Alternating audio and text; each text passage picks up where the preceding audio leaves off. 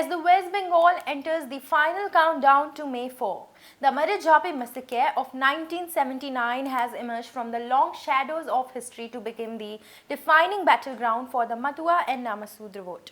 What was for decades a silenced and scrub footnote in the state's legacy has been systematically weaponized into a central narrative for the 2026 Assembly election. Hello and welcome, I'm Asha, bringing you stories from West Bengal. The BJP has made the memory of Marichjhapi a cornerstone of its campaign to dismantle the moral authority of both the left and Trinamool Congress.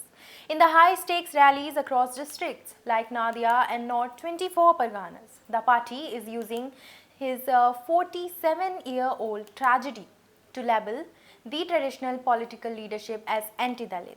Their argument to the refugee community is very blunt. While the previous regime promised land but delivered bullets, the current push for the CAA is the only way to secure their dignity. By linking the 1979 betrayal directly to the 2026 promise of citizenship, they are framing this as a choice between historical abandonment and modern rejection. This has sparked a profound political awakening among the Namasudra community. Once considered a reliable support base for the left, the community has undergone a massive realignment.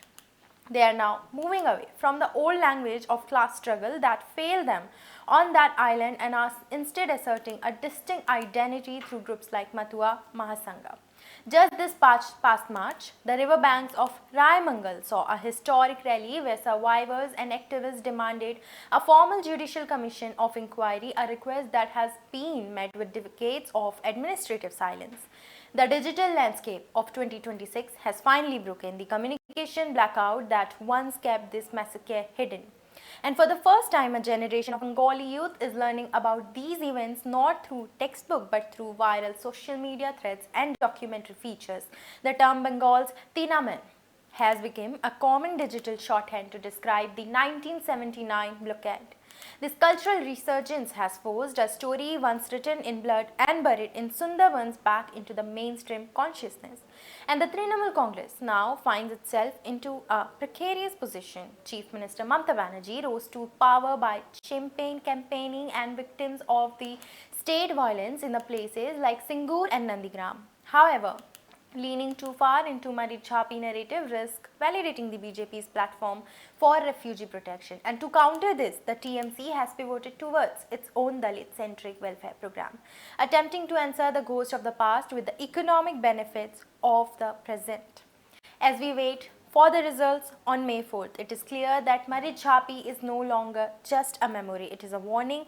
It is a symbol of a partition that never truly ended for the most marginalized. Whether the mandate goes to the BJP or the TMC, the fact that Marichjhapi is the headline of the day proves that the silence history has finally reached the shore and will no longer be ignored. With this, I am Asha and you are watching NewsX.